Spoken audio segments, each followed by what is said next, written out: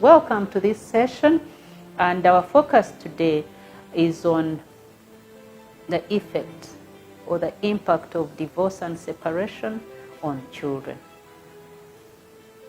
Please note that this is a very sensitive area, and I pray that I will balance all the sensitivities.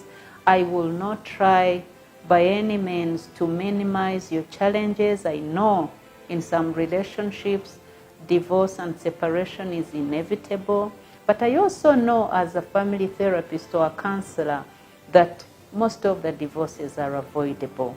And that's why I have spent a lot of time to address a number of relationship management areas or skills, trying to help people attain skills for keeping healthy relationships or skills for peaceful coexistence. And I want to tell you, that's the reason we are talking about this. I'm not running this to make anyone feel guilty, but to help us understand the issues behind every decisions we have to make. Because interacting with different people, I have also noticed that most of the time when we are making decisions on divorce and separation, we probably don't give so much attention to the effect it's going to have on children. You know, I have said it in my previous sessions that most of the time you hear somebody say, I'll take the children, you know, custody battles. We run this and essentially you hear a message of I'll take care of the children. And when you check, you find that we are only thinking about physical provision. So today when I share this, I'm very sure you'll be able to get a broader picture of the effect of divorce and separation on the children. As a relationship coach, I have been saying that we all desire and crave good relationships, but we fail. There's no person who gets married with an intention to divorce. We all want our relationships to live in the long term, and we desire to have our children raised in healthy, peaceful relationships, but we fail, and that's why we are talking about this. I also want to mention at the start of this session that the number one need for a child is security. Now, whenever a family or marriage is going through divorce and separation, the most important thing that is affected is the security of the children. I know that there are other effects like economic effects, but security. And I want to tell you this is a very, very important area for a child's mental health. Now, can I tell you that children of divorce go through a process of seeing a relationship they believed and trusted in fall apart. By the time you separate, children have probably witnessed a lot of ugly encounters within the parents' relationship, and they've seen it crumble, and they've seen their source of hope just go. Now, with a divorce rate, a global divorce rate, I've always shared the numbers, with a global divorce rate of 41%, 41, we are talking close to half of the marriages. We estimate that approximately 1.5 million children are affected each year by divorce. So some of the things I'm going to share, I want you to put a number on this. And again, I'm saying this so that we can save our children from being part of this statistic. Now, children may experience stress from change, change of environment, you know what happens with divorce, fear of abandonment, loss of attachment, you know, the confusion that happens, and of course the hostility between parents. You know, I've already told you that by the time you get to divorce and separation, you've all gone through a whole process. So a child may grieve, and I'm going to talk about the phases of grief that a child goes through. First phase. First phase comes with shock, denial, and anger. Shock, denial, and anger. The child is in this state of, honestly, is it true? They are looking at their parents, and I've watched some children, unfortunately, wonder and process this whole thing, and they can't understand. They are so shocked that the adults they trusted can honestly crumble before them. And they just keep checking between the parents and wondering. And I mentioned in one of my sessions that sometimes these children are dragged into the conflict when we try to win them over, to tell them how our spouses are the wrong ones and the weaknesses. So they engage in this whole thing which affects their mental health. The second phase comes with anxiety. And again, I addressed this last time, anxiety. Then they start bargaining. Some of us who have gone through this, you understand what this looks like. Then the children are saying, can't you say sorry? Do we really have to divorce? Really so they are helpless, and they are trying to hold the relationship together. They also experience depression, because once they experience extended periods of stress and anxiety, they plunge into a depression. And I have run this before, and I'll talk about depression in children in more detail in the next series. But just so you know that it's a phase. That's the second phase where they are experiencing depression. This second phase also, children manifest guilt, because sometimes they think they are the reason why parents are separating. So that's the second phase. Then, let me talk about the masked depression. I have talked about parents, the need for parents to keep an eye on their children, because whenever we are into this, most of the time we are more concerned about how we feel as adults. But then we tend to go to the children just to convince them that everything is well, and they still can get the things they need. Again, remember, material vis-a-vis emotional health. Now, please don't feel just comfortable providing things to the children.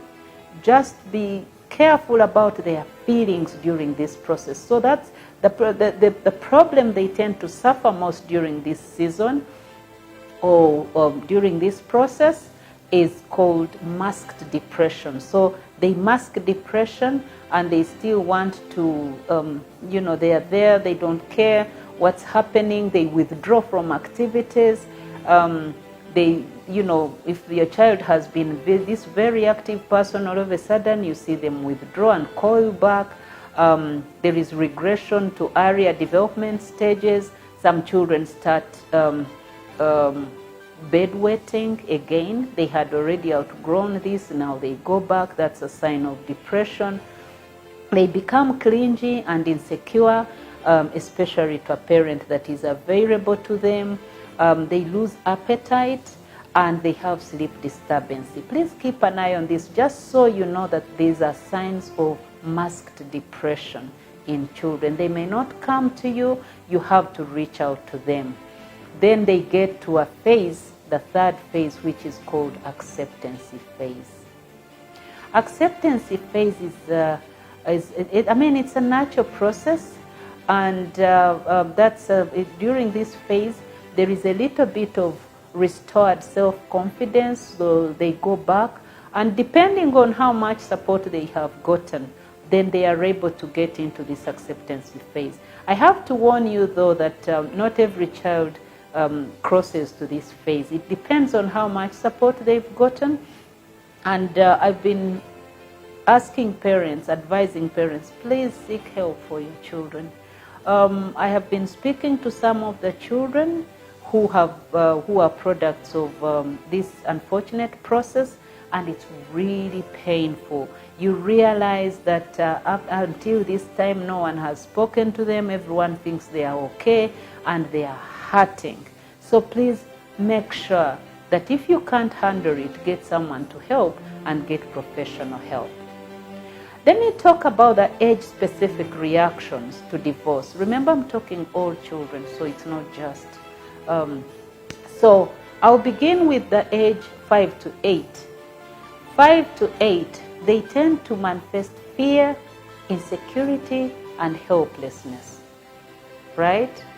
They manifest sadness, they cry, and they have feelings of guilt. I've told you that children feel they are responsible for your confusion, and especially if you're fighting and over them and engaging them, involving them in the fights, then they tend to really get manifest all those unfortunate signs.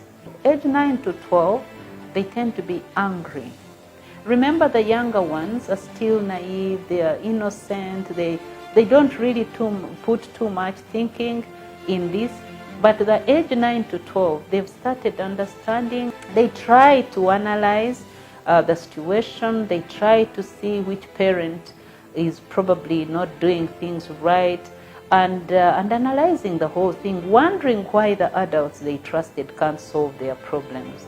So they get angry. They get angry. They express surprise, as I've already told you, that they wonder why adults can't solve their problems. They project fear. They reject one parent, especially one who is not who they've perceived as the wrong one. And then, of course, loneliness and shock.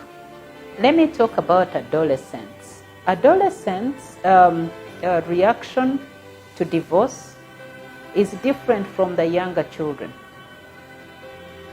Please note that adolescents, of course, just like others, they react with a sense of loss, sadness, anger. Again, as I've told you, other children get angry and they get disappointed in the adults they trusted. So they get angry and they have so much pain. I really want to ask us parents, when we are making these decisions, I know that some marriages are really like a matter of life and death, but there are others that we can really build for purposes of this. This process takes a toll on our children. And adolescents, they tend to act out. I mentioned it in the previous sessions, but just know that adolescents act out behaviors and aggression. They start getting rebellious. They start getting rebellious because they are giving a message that if you cannot manage your relationship, then can I even trust you? Then they have paternal and self-blame. Paternal and self-blame. This is very interesting. As I mentioned in all my previous sessions, adolescents view their parents, as their dads especially, as a source of security and authority. Now, whenever divorce is involved, they tend to wonder what has happened to the dad they trusted. And so, again, they get into self-blame. They wonder whether they are the reasons. And it gets worse if the fights are involving them. Now, all of these reactions are normal behavior, I have to tell you.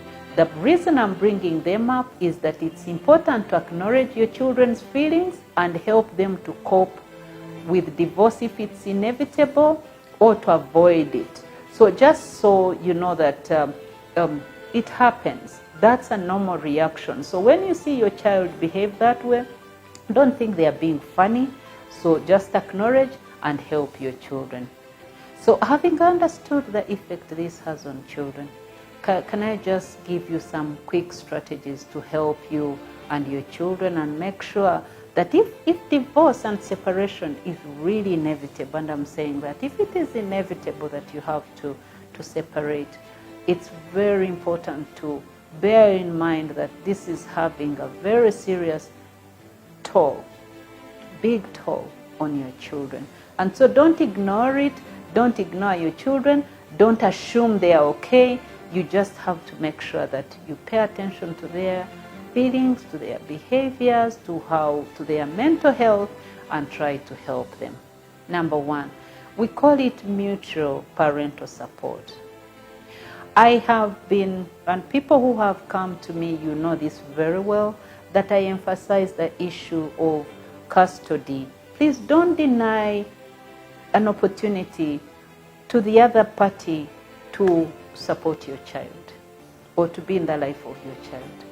I want to emphasize that because sometime about 2 years back, I witnessed a court session on divorce, and it was so painful. It's very, very painful. Now, when two parties are angry, the quickest thing, the natural thing is, I don't want to see you, don't come to my house, don't access my children, I'm taking the children. Now, whoever wins the custody battle gets that temptation. But can I tell you that hurts your child big time? Make sure there is an opportunity for your child to access both parents. How you do that, it's not going to be easy. And I want to assure you it's not going to be easy. You have to see the person you probably don't want to see, but for the purpose of reinforcing the mental health and the wellness of your child, and mitigating the effect of the effects I've talked about, please do it on purpose. Make sure your child is not denied an opportunity to see their dad or their mom. I know that your differences are there, but if you emphasize your feelings, it's going to hurt your children. Make sure your child is able to have a sense of their dad and mom. And especially whenever moms, I know moms, we have a bigger opportunity to go with the children. Please don't deny them an opportunity to see their dad. Because I have, if you check out our video on the importance of dads, dads are very important in the lives of children. They play an important role. They are a symbol of authority. They are a symbol of hope and stability. Please don't deny your children that, irrespective of your differences. Number 2, teamwork. Now, how can I talk about teamwork when you're separated and divorced? You're still a team. You're still a team. These children bring you together. And so you have to redefine your teamwork. You have to redefine how you do things together for purposes of the wellness of your children. Because there are certain things you can't avoid doing together. By the way, I've been saying that these relationships are long-term. There's nothing short-term. There's nothing I've moved on. As long as you have children, there is something that is going to bring you together. Please redefine your teamwork and see how you still can work together to bring together these children. Number 3, make sure you have clear, flexible boundaries, right? Clear, flexible boundaries. Yes, I know that when you're separated or divorced, one of the things you're trying to manage is the issue of boundaries. And yes, have them clear. Make sure that children can predict something. I've worked with some families where we've come up with a regular routine, and like routine, children know what to expect, because if they don't, they're going to get depressed. So make sure that you do that, and the children are looking forward to probably being with one of the parents over the weekend, so it's clear. Okay? Number 4, high information exchange. Again, you'll say, but if we have separated, why should we talk about this now? It even gets more complicated if you are in another relationship. If you have moved on and married and all that, remarried, it gets complicated. But just make sure that you communicate very clearly. Communicate clearly, again, in the best interest of the children. Make sure that it's very clear. Make sure you give them clear information. Make sure you give each other clear information, observing the boundaries. 5, the issue of constructive problem solving, not arguments, right? If you've already gotten into this, try to solve the problem. Make sure that you don't engage in verbal exchanges, but you direct your energies to solving whatever problem comes up. Usually, when there is a divorce and separation involved, the relationship is not healthy. There is a temptation for blame game. The person staying with a child will blame the other person. The one who is not staying with a child If there is a challenge with a child, the other party wants to blame this one, they are not doing a good job, and they want to go back to their relationship challenges, avoid that. Avoid that. Make sure that you keep an eye on something that is not helpful. Focus your energies on problem solving. If an issue has come up with the children, please deal with it. Don't blame each other. It doesn't help. And make sure you maintain knowledgeable, experienced, involved, and authoritative parenting. Maintain that. Knowledgeable, positive, involved. I've talked about this in one of my sessions, the types of parents. Make sure that you are involved in the life of your child. Make sure you're authoritative, you're not authoritarian, because you're already dealing with children who are hurting. So don't just pop up with instructions and rules, and they can't. Remember, children are having issues trusting you because they believe if you were on top of things, you probably wouldn't have let go of this relationship. So it is very, very important to choose your actions and words very wisely. Your children learn from your behavior. Maintain that, and make sure that your children don't get so pained and you're not raising what we call a hurting generation. Be honest with the mistakes that you have done, and of course you can give age-appropriate information to your children, but make sure they see you calm and collected in the midst of this. Again, am I sounding reasonable? Yes, it is a very painful process, but you still can manage it in the best interest of your children. Always remember that children need parental support after the traumatic experience of divorce. Without it, life can be like a long road they are traveling alone. So you just have to make sure that that parental support is sufficient. You're mindful, you're intentional, you're deliberate about the things you're doing. So one of the places to seek help is from counselors. There are so many outlets of family counseling, but people don't know, and we are one of them. Please come and talk to any of our family therapists, and they will be glad to help. One of the things you need to know is that when you're experiencing a prolonged conflict in your relationship or in your marriage, you run out of options, and that's why we get stressed and confused, and we think the only outlet is divorce. But I want to tell you that there are so many ways out of a conflict other than divorce. And when you speak to a therapist, because life is about perspective, you're able to realize that actually there are so many other problem-solving options that you can have to avoid a divorce. I already told you that much of the divorce can be, or many of the divorce cases are avoidable. Let me also talk about the support for your children. One of the other ways that you can help children to cope is involving them in problem solving and positive thinking. It helps them to lower depression, what we call active coping.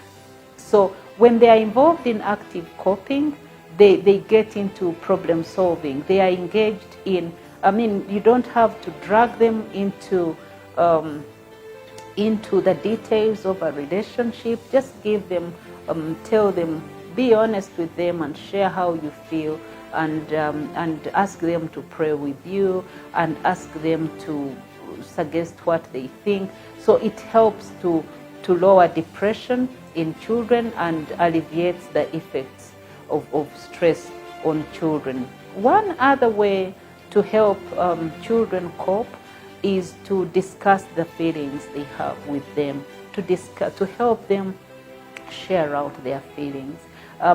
I encourage parents always, please don't choke them. Don't suppress their feelings.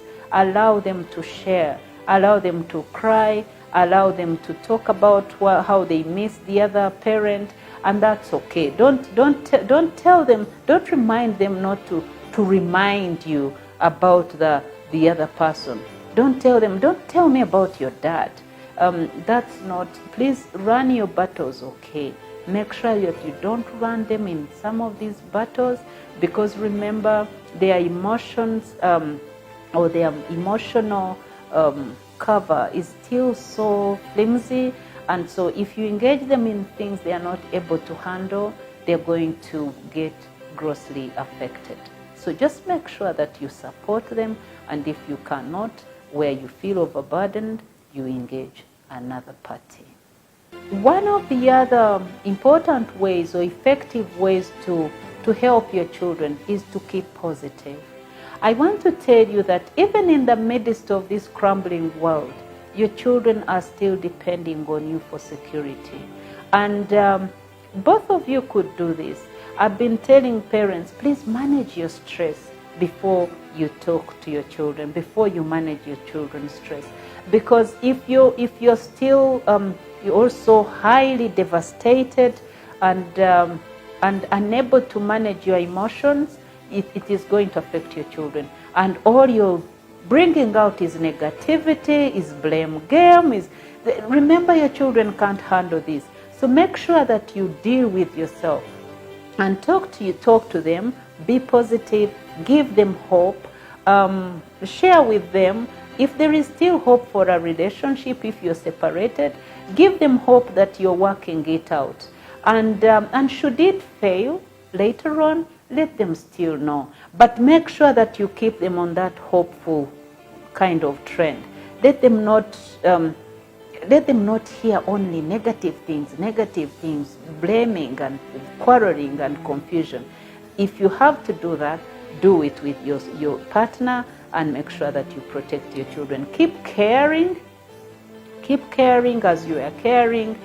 Don't feel guilty, because most of the time people run guilty and they believe their children are not seeing anything positive about them. This, by the way, this can also be an opportunity for your children to see how you manage things, an opportunity for you to forgive. And remember, everything we do is an opportunity for the children to learn from us. So even this, which seems really ugly and unhelpful, it can turn out positive depending on how you handle it. And I don't know whether I can emphasize enough the importance of keeping your children's wellness in perspective. Make sure that you don't run with your own pain and feelings, but you're caring. So be honest and be positive and be caring. Please bring your children to me and to my team here. We have a team of qualified child therapists or children psychologists who help children to cope with such devastating effects. And I want to tell you that sometimes you're not able to manage alone. In fact, most of the time, remember, when you're going through a divorce and separation, you have your own emotional baggage to deal with, and then you have the children. If you have more than one child, each one of them reacts in a different way. So you have to consider that you may not be able to provide the support that they need. Now, sometimes we try to engage our relatives and others, but again, it takes specialist skills to help these children. So please don't hesitate to come to me and my team here, and we are going to project our details at the end of this video for you to be able to see how you can seek help. Please contact us and bring your children. Your children don't have to go through that whole, they can heal. They don't have to go through the effects, the devastating effects of separation. They can be helped to heal and recover from that process. Secondly, your children can join a support group. We run character building programs, and children are able to learn a number of things. They learn a number of things. They learn how to forgive. They learn how to manage stress. They learn how to be compassionate. And all these things are good for them to overcome some of these challenges. So please, when we run the next program, don't hesitate to contact us. Thank you so much for being with us during this, and I hope the information I've shared is helpful. And let's stick together I pray that we can, at the very best, prevent divorce and separation. But should it happen, I hope we can, I still believe that we can manage it well, manage the process well, so that we mitigate the effect on our health, on our mental health, but also on the life of our children. And we can still keep well and protect our families. God bless you.